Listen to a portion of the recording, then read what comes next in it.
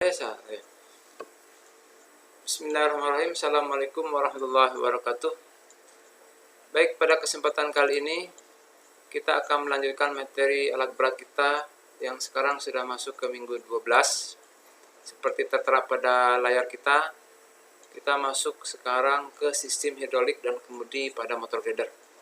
Minggu sebelumnya kita telah membahas sistem pemindah tenaga atau powertrain pada motor grader.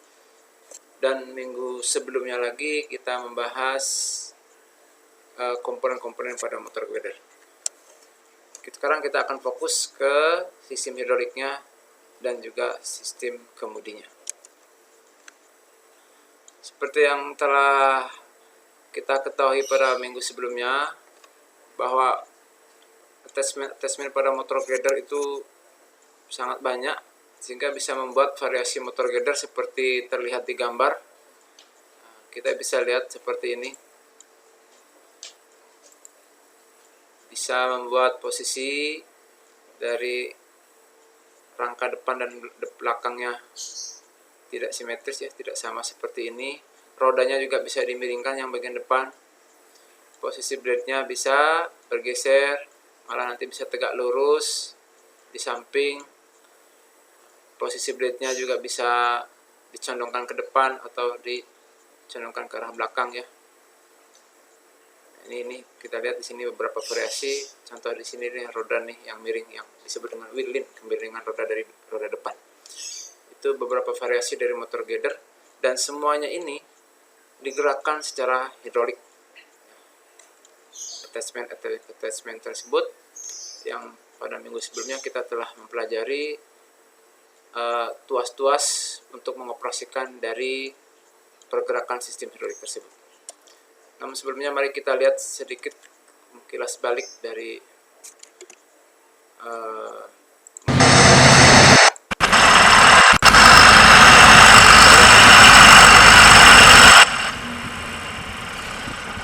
ini adalah contoh dari motor grader.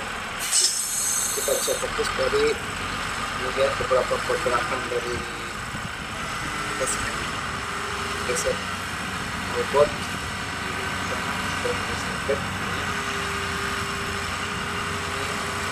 led ke depan, memutar, led, circle, terus cut, led, dan sebagainya. Semua pergerakan sistem hidrolik yang ada dalam program. Pergerakan dari bagaimana chassis belakang dan chassis depan bisa, ini yang roda dan itu beberapa contoh dari pergerakan sistem hidrolik. Kita akan coba kupas attachment dari sistem hidrolik tersebut. Nah, ini contohnya. Di sini kalau kita perhatikan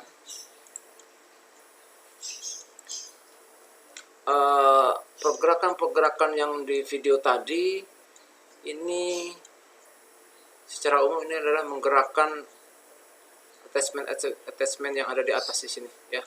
Jadi ini disebut dengan implementnya, yang pergerakan dari seluruh attachment. Nah, ini contoh rangkaian di sini saya ambil dari G900 di Volvo. Jadi silahkan coba Anda untuk lebih detailnya di sini bisa melihat ke servis manualnya. Nama komponen untuk attachment yang ada dalam G900 ini apa aja. Tapi seperti yang saya lihat di sini, saya hanya lihatkan beberapa contoh.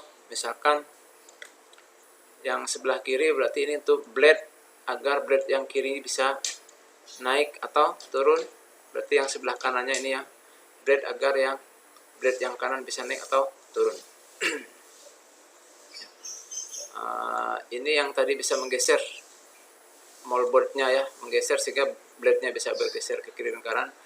Biasanya dalam rangkaian hidrolik yang ada rangkaian swivel seperti ini, itu menggerakkan blade,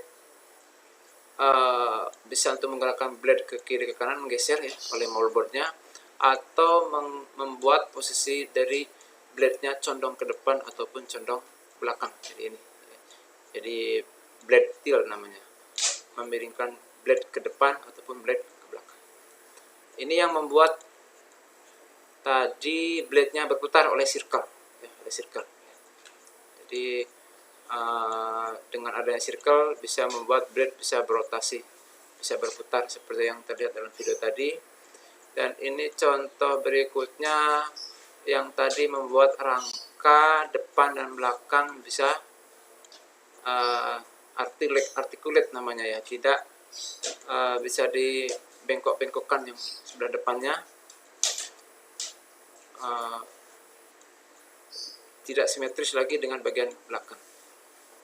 Contoh-contoh yang lainnya nanti ada juga, mana untuk yang memiringkan rodanya, roda yang depan itu namanya wheel lean, itu juga butuh silinder hidroliknya untuk mengaktifkan. Nah, khusus untuk steering di sini kalau kita lihat bisa yang sebelah bawah di sini. Ini steering sistemnya, di sini kita lihat ada dari hidrolik silindernya.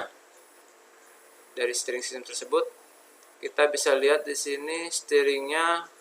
Untuk motor grader pada minggu yang lalu kita telah melihat bahwa pompanya untuk attachment yang ini dan juga untuk steering itu satu pompanya ini ya, satu. Karena satu ini maka nanti penggunaannya nanti ada priority valve di sini, prioritasnya untuk yang mana. Di sini nanti bisa apakah nanti bisa untuk menggerakkan steering atau nanti difokuskan di sini melewati control valve di sini untuk menggerakkan attachment yang ada di sini. Namun dalam motor grader juga dilengkapi dengan secondary steering ya. Ini biasanya untuk safety, kalau misalkan di dalam sistem hidrolik pada motor grader itu tekanannya kurang dari spesifikasi, maka nanti steering tidak bisa dikemudikan atau tidak belokkan. Berdasarkan informasi dari sensor, nanti vehicle ECU akan mengaktifkan motor listriknya untuk menggerakkan pompa hidrolik, sehingga nanti akan menghasilkan aliran hidrolik untuk menggerakkan steering. Dan biasanya ini kalau secondary steering itu untuk emergency, tidak untuk terus beroperasi normal. Oke, jadi ini kita bisa lihat di sini. Yang ini kita lihat dengan auxiliary hidrolik. Kalau yang sebelumnya kan kita pelajari pada auxiliary hidrolik itu kalau misalkan ada attachment tambahan untuk ripper, scarifier dan sebagainya, maka nanti ada juga tambahan-tambahan tuas kontrolnya ya.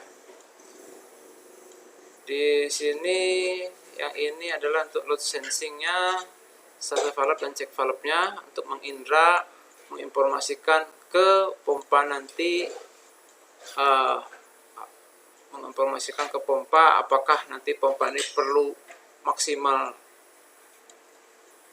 dari switch plate-nya ini atau perlu minimal, tergantung dari kondisi pemakaian di hidrolik ini ya. Kalau lagi dipakai hidroliknya oleh attachment yang ada di motor grader ataupun oleh steering, maka nanti pompa akan menghasilkan aliran yang maksimal berdasarkan informasi dari load sensing atau pengindra beban ini.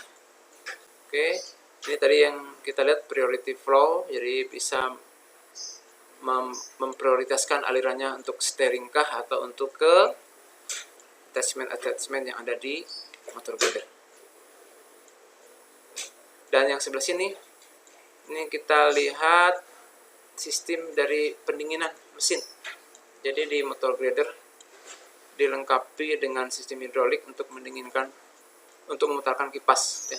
Nanti lebih detail kita coba lihat satu persatu. Jadi ini rangkaian secara umum yang ada. Contoh di sini adalah 2G900 pada Volvo ya. Kita coba lihat satu persatu komponennya, ini posisinya di mana dari implement ini. Implement tentu kita tahu ya. Implement itu berarti seluruh attachment tadi, circle, motorboard, blade, leaf, articulated cylinder, yang wheel lean ya, kemiringan roda dan sebagainya, itu sudah kita pelajari pada minggu sebelumnya. Dan yang ini yang kontrol valve-nya, kita bisa lihat sangat banyak karena satu spool ini untuk mengaktifkan satu attachment ya. Jadi ini tergabung dalam kontrol valve utama, namun kalau kita lihat di dalamnya terpisah-pisah aliran airnya.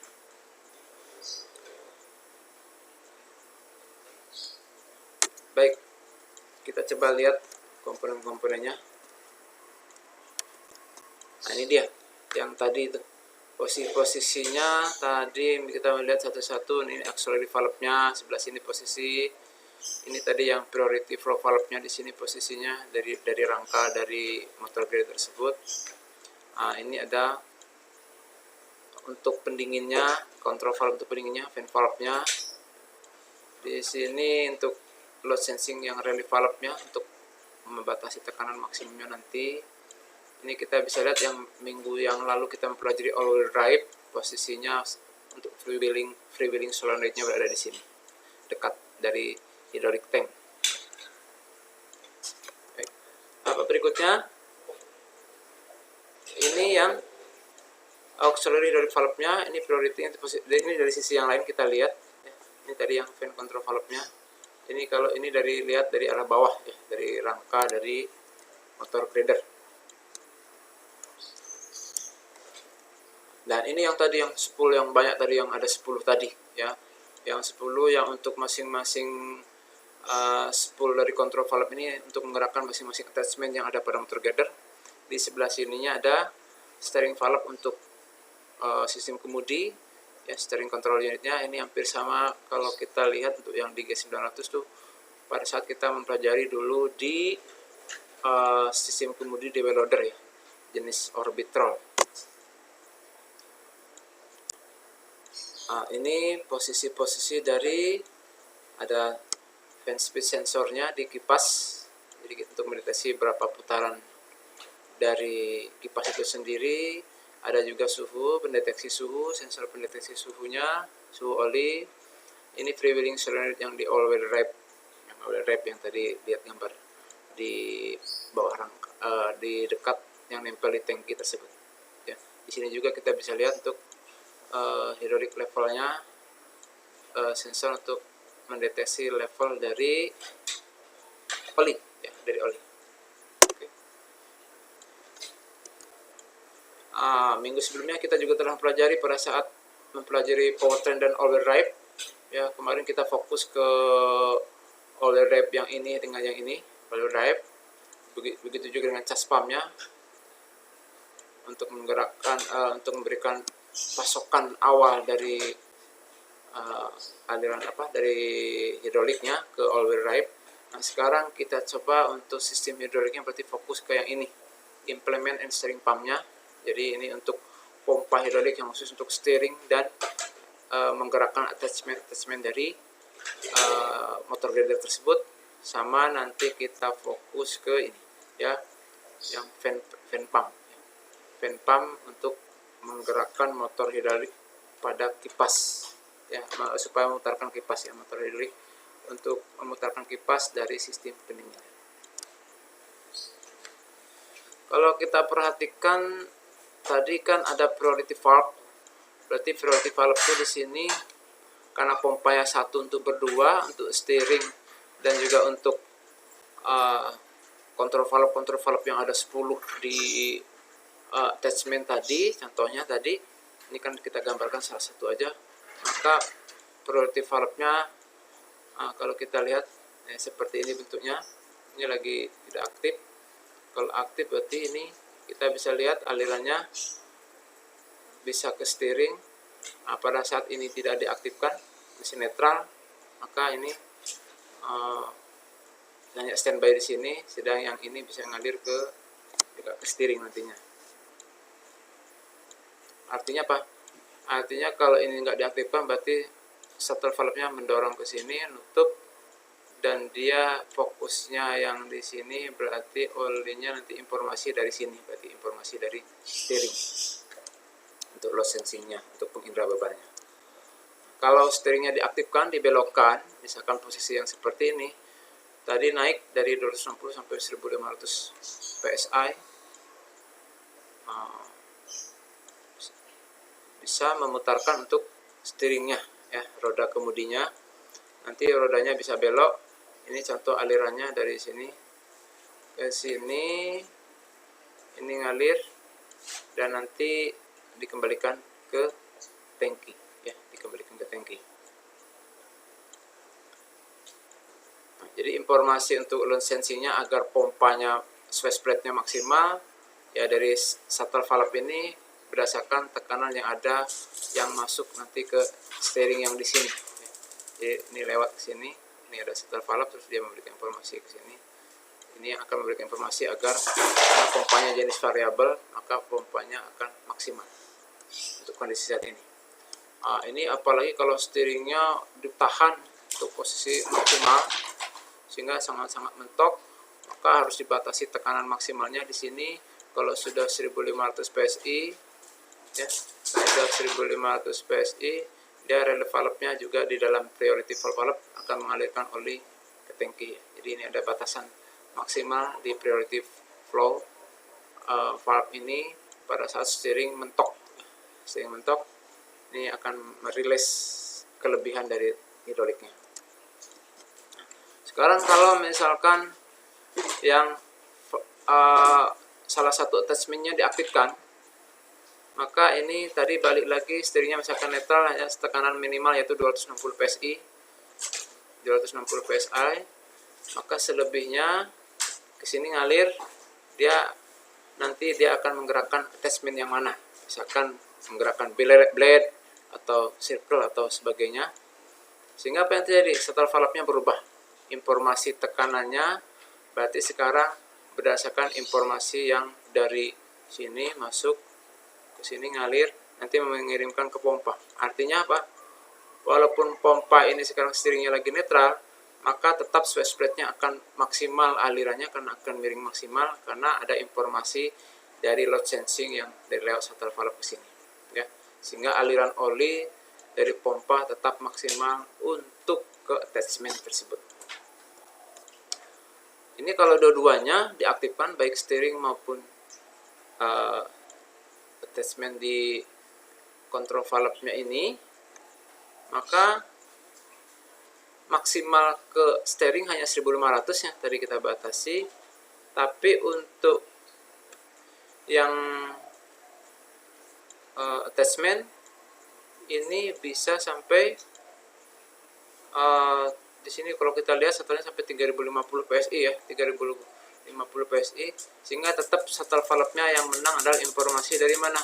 Informasi dari attachment motor girder tersebut ya, bukan dari steering, karena steering maksimalnya ya di sini 1500 PSI. Kalau kita bandingkan tekanan PSI ini, berarti kita bayangkan aja kalau tekanan angin ban motor itu rata-rata kan 33 PSI. Jadi kalau 1500 kita bagi aja berapa kali lipat dari tekanan ban angin. Jadi memang kalau hidrolik ini sangat besar tekanannya. Kalau relief artinya sudah sangat maksimal, di sininya mentok juga, di sini sudah mentok juga, maka tetap jadi di drain juga oleh priority flow valve supaya sebagian oli yang berlebih dibatasi. Jadi tekanan maksimal di sini hanya 3250 PSI untuk membatasi agar tidak merusak sistem. Dibuatlah saluran pengembali ini ke tangki. Ya. Sepintas penjelasan dari priority flow valve. Nah, ini yang tadi kita lihat di sini. Untuk yang steeringnya, jadi di gearboxnya ini hampir sama yang kita pelajari di well loader, yaitu jenis apa tadi? Jenis dari Orbitrol ya, Orbitrol. Secara detail sudah kita bahas di well loader dulu. Silakan coba Anda kaji kembali, pelajari kembali bagaimana prinsip kerjanya dari steering valve untuk motor girder ini.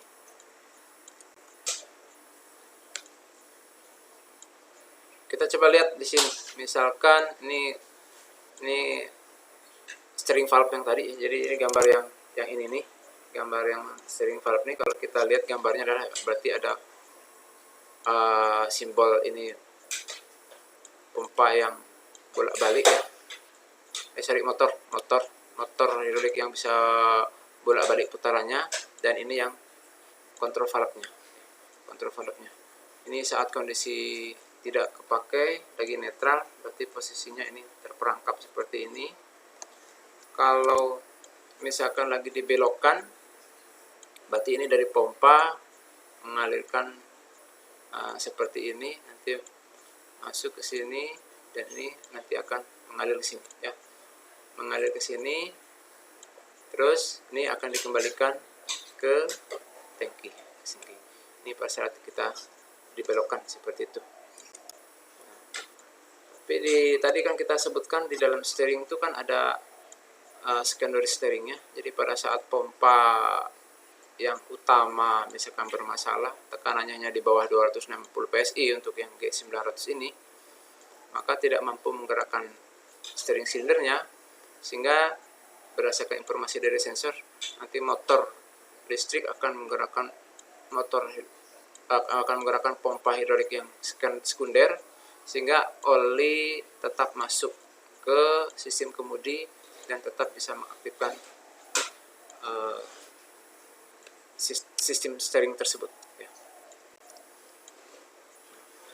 Ini kalau misalkan lagi netral, steeringnya lagi belok, kita nabrak apa gitu, nabrak batu atau apa di sini, maka supaya tidak merusak sistem dalam sistem hidrolik di sistem kemudi tersebut, di dalam sistem kemudi alat berat rata-rata dilengkapi dengan pengaman yang kita sebut, sudah kita kupas juga pada minggu sebelumnya, ya, pada well loader, itu disebut dengan shock valve dan anti kavitasi. Dan ini selalu berseberangan aktifnya. Jadi kalau shock valve yang ini aktif, maka anti kavitasinya yang sebelah sini. Kalau shock valve yang ini aktif, anti kavitasinya ini. Kita lihat di sini. Sekarang misalkan pada saat kayak ini ada benturan dari arah sini, nabrak batu atau apapun sebagainya, rodanya, maka pada saat netral ini, netral seperti ini, kita bisa lihat, bisa memecahkan selang atau apa kalau tidak ada safety seperti ini. Sehingga oli, kalau ada kejutan seperti ini, oli kan cenderung akan geser, pindah nih. Pindah ke sini, ini mentok. Nah, ini mentok. Supaya selangnya tidak pecah atau tidak merusak seal dan sebagainya, maka shock valve ini akan bekerja, ya. Shock valve biasanya tekanannya selalu lebih tinggi dibandingkan radial valve yang untuk ke sistem, yang untuk membatasi tekanan maksimum. Tapi ini betul-betul kalau ada kejutan eksternal saat netral, maka shock valve baru aktif. Kalau udah aktif, maka oli akan ngalir ke sini. Kalau kita lihat kan kayaknya ngalir ke tangki, ya. Tapi tangki kan di sini nanti ada hambatan juga yang cukup besar, sehingga kalau kita perhatikan dia nggak ngalir ke sini, tapi akan ngalir ke sini. Kenapa? Karena ini malah dihisap. Jadi kalau ini geser ke sini ke atas, agak misalkan 5 cm geser, maka yang sebelah sini akan terjadi pembesaran volume, vakum. Ya, vakum, kalau vakum berarti kan negative pressure, malah dihisap. Sehingga anti kavitasinya justru akan membuka jalur oli yang dari sini lewat shock valve di sini nanti akan masuk ke sisi sebelah. Jadi memindahkan oli yang dipaksa pindah karena ada kejutan eksternal ini masuk ke arah sebaliknya. Nah, silakan Anda pelajari kalau serang kejutannya dari sini, ya, kejutannya dari arah sini, maka alirannya bagaimana, ya. Dan sudah saya contohkan tadi, dia selalu berseberangan. Berarti nanti yang aktif di antara dua ini, bagaimana alirannya, silakan pada saat ada kejutan, ini saat netral, tapi dari arah yang sebelah sini. Silakan dimasukkan dalam tugas Anda supaya bisa lebih paham. Anda harus lakukan membuat rangkaiannya seperti gambar di sini, tapi posisinya beban eksternalnya atau kejutan eksternalnya dari arah sebaliknya. Baik, kita lanjutkan. Tadi kita sebut di sini ada secondary steering, ya. Secondary steering berarti apa? Ya, itu sistem kemudi yang sekundernya, dia untuk pengaman. Di sini ada kita lihat kapan aktifnya itu, berarti dia akan mendeteksi, nanti akan mengaktifkan pompa hidrolik yang kedua, ya. Dan aktifnya itu berdasarkan informasi dari sensor. Jadi ada penjelasan lainnya di sini. Jadi kalau tekanan dalam pompa utama itu misalkan kurang dari 250 PSI, maka sensor akan mendeteksi memberikan informasi ke vehicle ECU. ECU nanti akan memerintahkan ke motor ini untuk untuk aktif, dan nanti akan memutarkan pompa hidrolik yang sekunder, yang kedua untuk menggerakkan steering. Itu yang kita sebut dengan istilah secondary steering. Oke. Ini tadi yang relief valve. Nah, relief valve membatasi tekanan maksimalnya. Kalau sudah di sini, kalau kita lihat 3050 PSI, dia akan mengalahkan pegasnya sehingga membuka jalur ke tangki ya. Setelah load sensing tadi yang dijelaskan di sebelumnya. Baik, kita lanjut sekarang ke sistem pendinginannya. Untuk mendinginkan mesin, kita lihat kipasnya ini digerakkan oleh motor hidrolik ya. Jadi di sini ada tangki, ada pompanya, ini pompa hidroliknya. Nanti ada kontrol valve-nya. Ada kontrol valve-nya di sini, dan nanti akan memutarkan motor hidrolik sehingga kipasnya akan berputar. Nah, pergerakan ini nanti diatur sedemikian rupa karena ada sensor-sensor ya. Kita lihat di sini, ini pompanya variabel juga ya, masih variabel. Artinya kalau variabel berarti nanti ada tekanan standby, ada tekanan maksimum, itu diatur oleh kontrol pistonnya. Pada well loader sudah kita pelajari tentang bagaimana kerja dari variable displacement pump, pompa yang arah alirannya bervariasi, pompa yang jumlah alirannya bervariasi pada RPM yang sama. Kalau lagi tidak dipakai, dia akan menghasilkan aliran yang minimal. Kalau lagi dipakai, dia akan menghasilkan aliran yang maksimal pada RPM yang sama. Kita lihat ini bentuk kontrol valve-nya untuk mendeteksi agar bisa pompa bervariasi tadi ya. Jadi ada yang standby pressure, ada yang maximum pressure. Nanti bentuknya adalah seperti ini, hampir mirip waktu kita pelajari di well loader ya. Ada pegas-pegas yang seperti ini. Ini yang fan valve-nya. Ternyata fan valve-nya yang di G900 juga ada dua versi. Ada yang bisa bolak-balik putaran kipasnya. Kalau lagi mundur dia mundur, lagi berlawanan arah jarum jam. Kalau lagi maju dia searah jarum jam. Tapi ada juga yang tidak, hanya berputar kalau lagi maju aja. Jadi kalau kita perhatikan di sini, dia dilengkapi oleh solenoid valve yang digerakkan oleh ECU ya, vehicle ECU di sini. Ini digerakkan oleh elektrikal, dan ini yang bisa bolak-balik, berarti yang bisa bolak-balik putaran dari kipasnya, sedang yang ini yang tidak bolak-balik. Berarti kalau kita perhatikan ada tambahan solenoid valve-nya ini ya, ada dua. Kalau ini kan cuma satu. Di sini kalau kita perhatikan ini yang disebut dengan reversing, bisa bolak-balik, yang ini yang non reversing. Nanti kita lihat lebih detailnya di rangkaian berikutnya. Contoh ini ya, ini yang bisa bolak-balik. Jadi pertama misalkan mesin hidup, pompa berputar, tapi fan-nya belum berputar karena masih dingin kondisinya mesin tersebut misalkan, maka yang pertama sekali diaktifkan tadi yang mana? Yang MA2602 tadi ya, yang mengaktifkan oleh ECU supaya memblok aliran pompa ini, terblok, sehingga aliran di sini akan membuat ininya masuk oli ke kontrol visual, membuat sales plate lurus. Jadi kalau sales plate lurus nyaris nanti tidak ada hisapan, sehingga kalau seperti ini nanti tekanannya minimal. Nah, ini kalau misalkan maju tapi putarannya belum maksimal, maju masih sedikit, masih putaran kipasnya belum maka yang diaktifkan mana tadi ya, kita lihat ini saat berhenti masih belum jalan, ini yang jalan.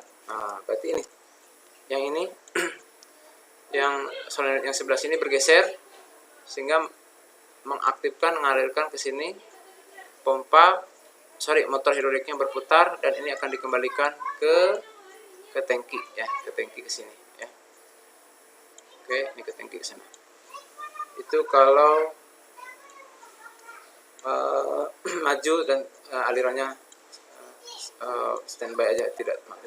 Sekarang kalau maju, ini yang maju tapi full, maju tapi bebannya maksimal. Kalau bebannya maksimal maju, berarti ini kita bisa lihat pompanya ngalir ke sini, dari pompa dari sini ngalir ke sini ya, ini, dan ini akan kembali ke tangki ke sini ya. Tapi ininya akan kita lihat dengan sebelumnya nih. Tadi kan posisinya ini nih, posisinya di sini karena masih belum kuat mendorong, yang ini belum kuat mendorong. Tapi pada saat butuh oli yang banyak untuk putaran fan yang tinggi, maka dia bergeser ke sini. Gesernya ini dia akan mendrain oli, membuang oli, yang membuang oli ke tangki ke sini. Kalau sudah terbuang ke tangki, maka kontrol pistonnya terdorong oleh kontrol spring di sini sehingga switch plate-nya maksimal, maka alirannya di sini akan maksimal ya. Alirannya akan maksimal. Nah, ini kalau mundur, mundur berarti diaktifkan selain yang satunya ini oleh SCU, diaktifkan sehingga posisinya berubah. Posisinya dari tadinya sini jadi ke sini, dorong ini, maka merubah aliran yang spool yang atas ini, yang tadinya di sini jadi sebelah sini, sehingga arah putarannya jadi terbalik, jadi dari arah B, dan yang ini yang kembali ke tangki. Nah, ini yang kita sebut dengan istilah rangkaian dari sistem pendinginan yang bisa bolak-balik arah putaran dari motor hidroliknya, bisa memutarkan kipas arah jarum jam ataupun memutar kipas berlawanan arah jarum jam ya. Oke, nah ini kalau ini contoh yang tadi tidak bisa bolak-balik. Kalau tidak bisa bolak-balik berarti solenoidnya hanya satu, ya udah dia pada saat ngalir hanya satu arah. Nanti pada saat mundur dia diblok, nggak ngalir ya. Pada saat motor mundur artinya fan-nya tidak berputar karena hanya satu solenoid yang dilengkapi di sini. Baik, itu yang rangkaian dari sistem pendinginan, dan itu juga menggunakan rangkaian hidrolik ya, menggunakan sistem hidrolik karena pergerakannya oleh pompa dan motor hidrolik untuk memutarkan kipas. Nah, ini posisi dari motor hidroliknya. Untuk kipas langsung di situ juga langsung ada sensornya ya, sensor. Jadi ini motor ini berarti yang diputarkan dari pompa olinya, dari pompa hidrolik nanti akan memutarkan motor hidrolik sehingga kipasnya akan berputar. Di motor gather juga ada istilah akumulator. Akumulator tuh insya Allah nanti pada saat kita mempelajari materi di dump truck bisa lebih detail juga lagi tentang akumulator. Intinya dia untuk mengumpulkan tekanan hidrolik dalam sistem sehingga pada saat nanti dia tekanan pompanya lebih kecil dibandingkan tekanan sistem, maka akumulator akan memberikan bantuan ke sistem, misalkan blade ya, untuk menggerakkan blade dan sebagainya agar tetap dia kuat, mampu menggerakkan silinder dari blade tersebut. Ini bantuan-bantuan dari akumulator. Intinya dia kalau di rangkaian elektronik mungkin kayak kita mempelajari kapasitor ya, yang bisa menyimpan arus sementara ya. Kalau di sini dia menyimpan tekanan hidrolik masuk ke dalam bagian bawah karena di sini ada ruangan yang berisi nitrogen, sehingga kalau namanya nitrogen kan udara bisa dipersempit ruangannya, maka volume dari oli akan membesar. Insya Allah nanti kita bahas lebih detail di dump truck ya, bentuk-bentuk dari akumulator tersebut. Baik, kita lanjutkan. Nah, ini contoh berikutnya dari attachment. Tadi sudah kita pelajari apa tadi? Sistem kemudinya, sistem pendinginnya. Nah, ini kita coba lihat contoh di sini.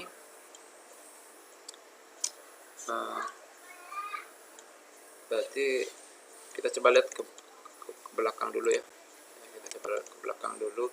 Maksudnya dari rangkaian ini, dari rangkaian yang banyak ini, kita ambil tadi salah satu yaitu blade ya, misalkan blade yang sebelah kiri yang sini tadi ya, atau yang sebelah kanan yang ini. Dan karena ini sangat kecil rangkaiannya, jadi kita lihat tadi gimana tadi, sorry.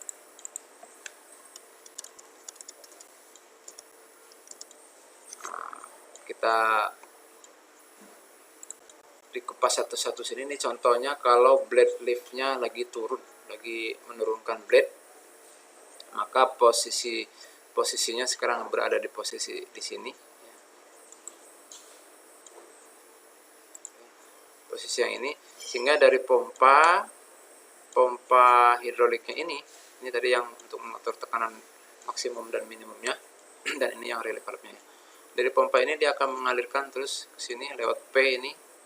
P masuk sini, masuk ya. Nah, dia akan mengalirkan terus ke sini, ke sisi yang positif, dan sisi yang negatifnya dia akan kembali kemana?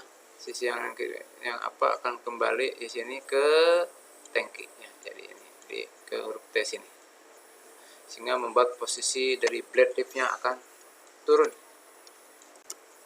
Nah, floating minggu yang lalu sudah kita kupas. Floating itu kalau membuat blade mengambang ya. Mengambang artinya nanti turun dengan berat sendirinya, sehingga pada saat dia jalan menyentuh material yang keras tidak akan merusak blade, karena dia akan bisa mengambang, namanya mengambang. Jadi dengan mengambang ini kenapa? Karena sisi kiri dan sisi positif dan sisi negatifnya, ini sisi positif dan sisi negatifnya ini sama-sama terhubung ke tangki ya, yang di sini ya.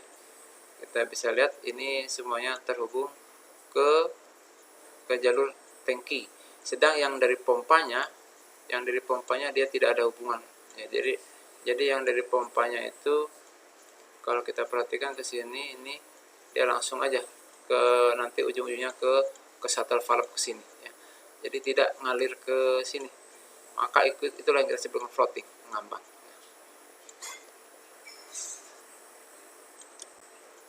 Nah, ini tadi.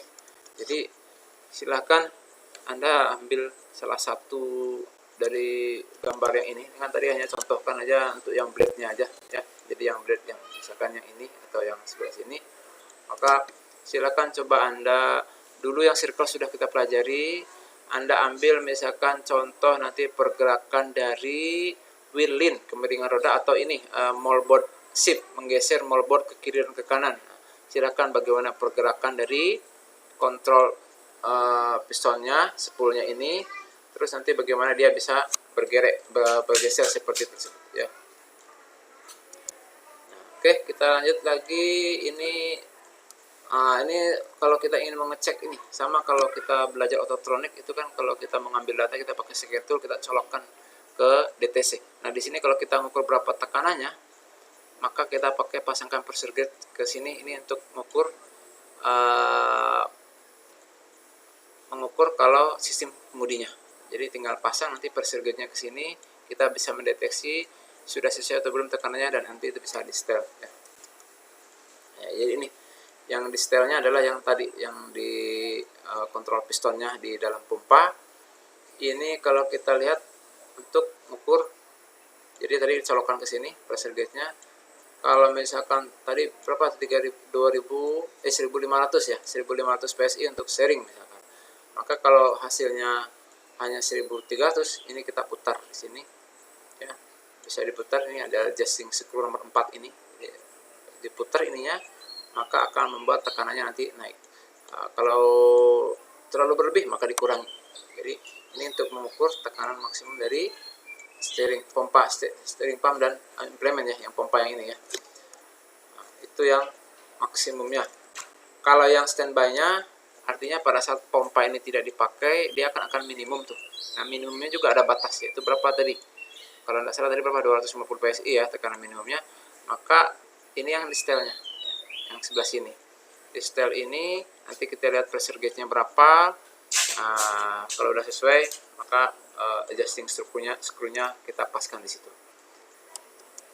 Sedang ini untuk yang eksternal, nanti kalau tekanan yang di relief valve ternyata di motor grinder dilengkapi di samping maksimum pressure juga ada relief valve-nya yang untuk membatasi tekanan sistem secara keseluruhan. Di sini ada portnya yang P2, jadi kita bisa setel. Jadi kalau ada simbol-simbol yang seperti ini, ada garis panahnya miring, berarti dia bisa di setel ya, tidak fix, skrupnya bisa di setel-setel ya. Oke, ini untuk maksimum steering pressure ya, yang tadi ya, gambar yang tadi. Jadi kalau yang di setel adalah ini apanya, jadi lubang ini simbolnya di sini ya, simbolnya di sini. Jadi tinggal colokkan pressure gauge-nya masuk ke sini, kita bisa menyetel dari tekanan maksimum dari steering. Sedang untuk sistem pendinginnya, kipasnya, ini yang di setel yang sebelah sini ya, yang di setel yang sebelah sini sama kayak tadi. Jadi ada nomor 1 berarti sini bisa diputer-puter berapa tekanannya dalam sistem yang harus diperiksa oleh mekanik. Kalau nanti tidak sesuai, maka diputar skrupnya di sini, dicocokkan dengan spek yang ada. Yang ini yang minimum, yang ini maksimum, ini yang minimum. Sama ya penyetelannya. Kita harus memerlukan pressure gauge. Pressure gauge-nya, mudah-mudahan Anda nanti yang observasi ke lapangan untuk motor grinder, coba Anda tanya ke mekanik ya, ke mekanik ataupun ke supervisor di sana, apakah mereka sering melakukan pemeriksaan sistem tekanan dari hidrolik tersebut atau enggak, atau bagaimana caranya. Tapi yang jelas prosedurnya itu sebenarnya kita harus menggunakan pressure gauge tester. Di situ nanti dicolokkan di situ berapa tekanannya. Kalau untuk maksimum biasanya kita harus memaksimalkan mesin posisi maksimal.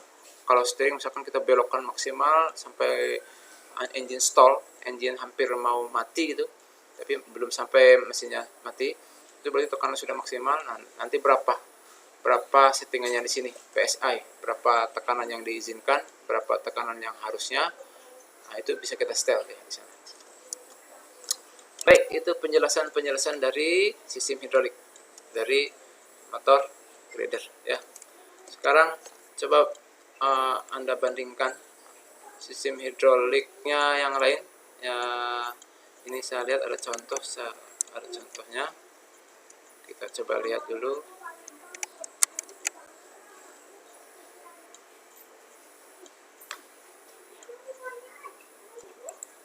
Maaf ya.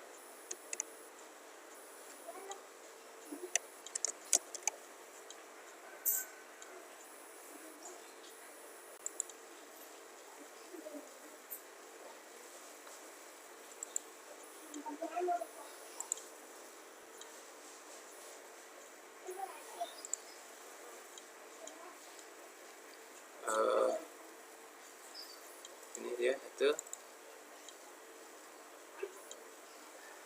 Oke, satu lagi adalah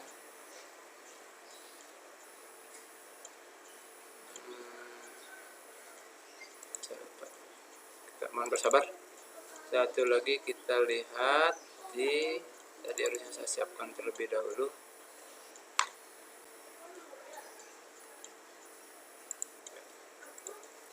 Oke, kita coba lihat di sini ya.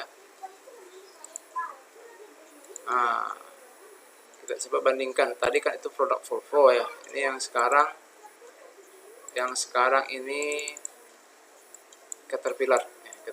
Jadi kalau kita lihat rangkaiannya hampir sama dengan yang tadi, tapi di sini masih dalam bentuk PDF. Jadi silakan Anda bandingkan nanti rangkaiannya. Ini ada nama-namanya ya, ada nama-namanya. Nah, ini sini. Misalkan cylinder for blade lift. Jadi kalau kita lihat di sini yang ini ya, nomor 6 untuk yang sebelah kiri ya, Jadi ini yang sisi sebelah kiri, yang ini yang sisi sebelah kanan, sisi sebelah kanan sini. Terus apa lagi namanya?